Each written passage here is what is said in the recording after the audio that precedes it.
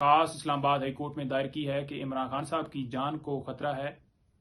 महफूज खाना जो है उस हवाले से हमारे कंसर्न्स बाकी हैं और उनके ऊपर जो सख्तियां की गई हैं अडयाला जेल में, उनके हवाले से हमने इस्लामाबाद हाई कोर्ट से रजू किया है। बड़ी ही अजीब बात नजर आई है। इतराज लगाया गया उस दरखास्त के ऊपर कि यह मामला पहले डिसाइड हो चुका है। मेरा सिर्फ सवाल यह है कि क्या उनकी लाइफ को जो थ्रेट्स हैं उस हवाले से कोई ऑर्डर आया? क्या जो उनको वॉक करने की इजाजत नहीं, जो पाबंदियां लगाई गई हैं, उनको मेंटली टॉर्चर किया जा रहा है, उसके ऊपर कोई बात हुई है? कोई हुक्म आया? नहीं।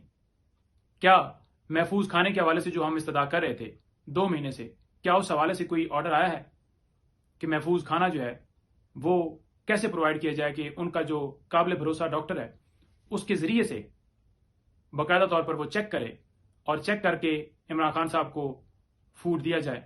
क्या इस हवाले से कोई ऑर्डर आया है?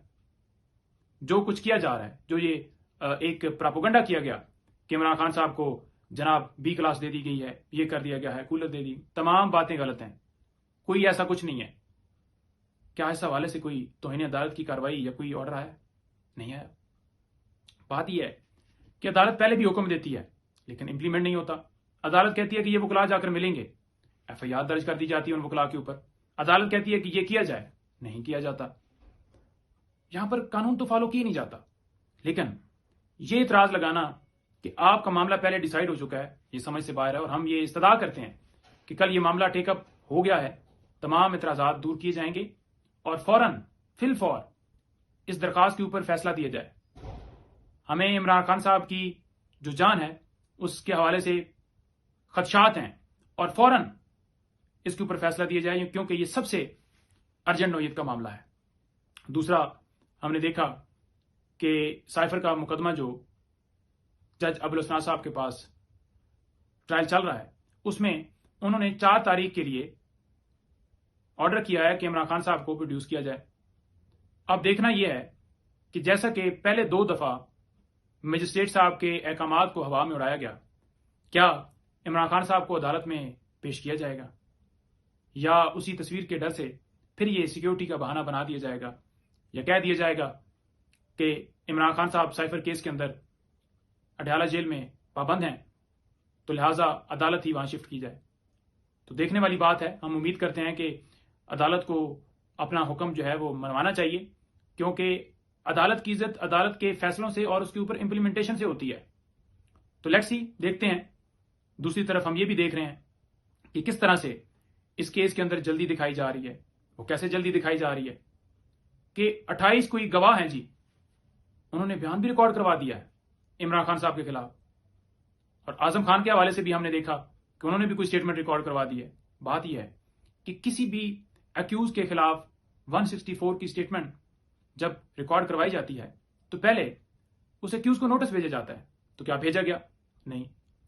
क्या उनकी मौजूदगी में बयान जो है वो रिकॉर्ड किया गया जो कि कानून कहता है? नहीं। फिर उस अक्यूज को क्रॉस एग्जामिनेशन का हक होता है। क्या क्रॉस एग्जामिनेशन के लिए मौका दिया गया? उन्होंने क्रॉस किया? नहीं।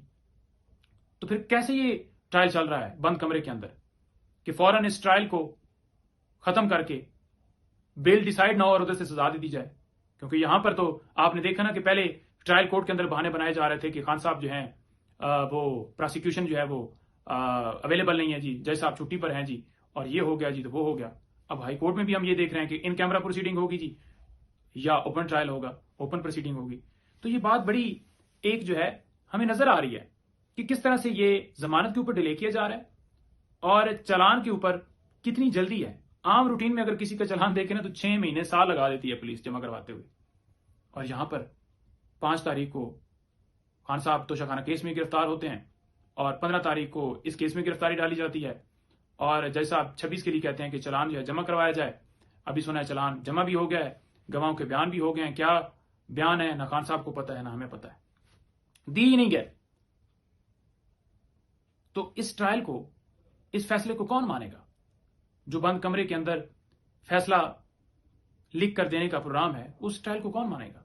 ओपन ट्रायल होना चाहिए। हम क्यों कहते हैं ओपन ट्रायल होना चाहिए? क्योंकि ये जो केस है, जो कंटेंट्स हैं एफआईआर के, वो वाज़ेह है कि साइफर चोरी किया गया और सियासी मकासद के लिए इस्तेमाल किया गया।